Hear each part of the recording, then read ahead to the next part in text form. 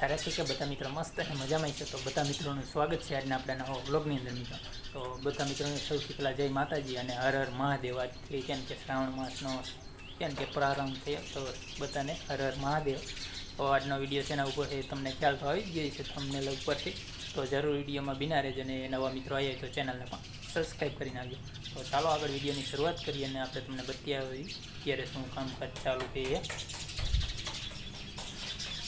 તો અહીં કણે જો સૌથી પહેલાં તો આપણે કેમ કે બહાર અહીં કણે રોટલા બનાવે છે, રોટલા બની જાય એટલે આપણે તમને વાત કરી તમે થંબનેલમાં જોયું એનું આજે શાક બનાવવાનું છે।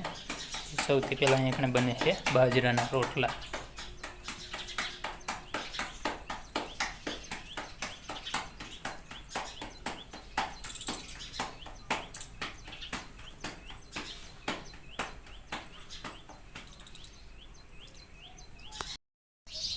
તો જો મિત્રો હવે આપણે તમને જણાવી દઈશું કે તમને થંબનેલ ઉપરથી તો ખ્યાલ હશે જ, પરંતુ તોય જણાવી દો તો જો કંકોડાનું શાક બનાવવાનું છે। તો એ અત્યારે બહાર એ સુધારે છે ને તમે કેમ સુધારી કે જો અહીંયા તમે જોઈએ કહો કે આ રીતે હોય અમારે। તો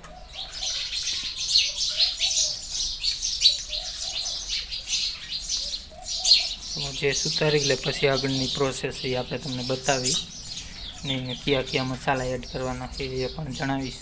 તો જરૂર વિડીયોમાં બિના રહેજો।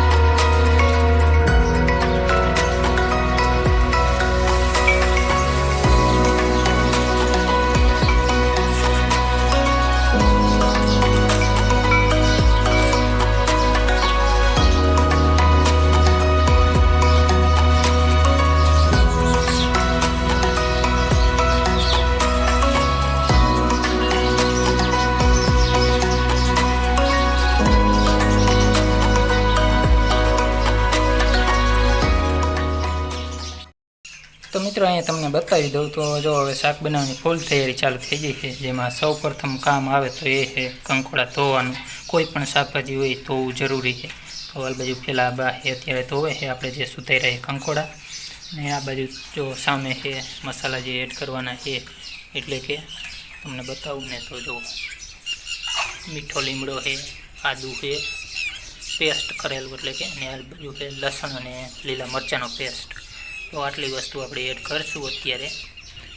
તો આ બાજુ મિત્રો આપણું તેલ છે ગરમ થઈ ગયું ને બધા મસાલા પણ એડ થઈ ગયા। મીઠો લીમડો જે પેસ્ટ બનાવ્યો હતો એ અને રાઈ જીરું જે આપણે તમને બધા મસાલા બતાવ્યા હતા ઓલરેડી, પણ તો અહીંયા થોડીક ચૂક એ થઈ જાય કે આજે વઘાર કર્યો ને એટલે એના ચમકારાનો અવાજ આવે એટલે આપણો અવાજ થોડોક ઓછો આવતો હતો, એટલા માટે પછી વોઇસ ઓવર કરવો પડ્યો, તો માફ કરજો।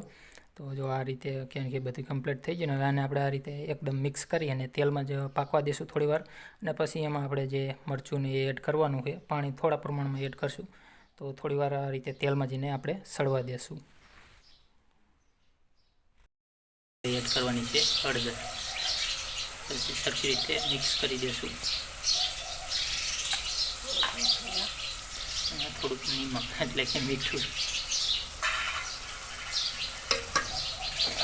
જો અત્યારે ચોમાસાને થોડાક બળતણ પલળી જાય ને એટલે આવું થાય, ધુમાડો વધુ થાય।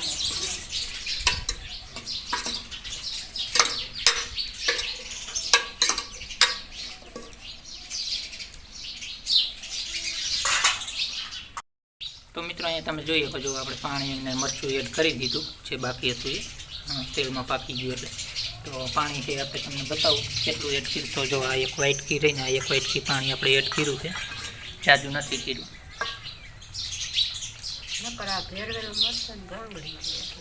એ લસણવાળું મરચું ને એને ગાંગડી રહે ને એ ઉકળી જાય ને એટલા માટે પાણી એડ કર્યું, બાકી કોરું મરચું નાખવું તો ન કરો તો એ ચાલે। તો હાલ જાજુ પાણી એડ કરીને તો આનો શાકનો સ્વાદ આખો છે ને જતો રહે।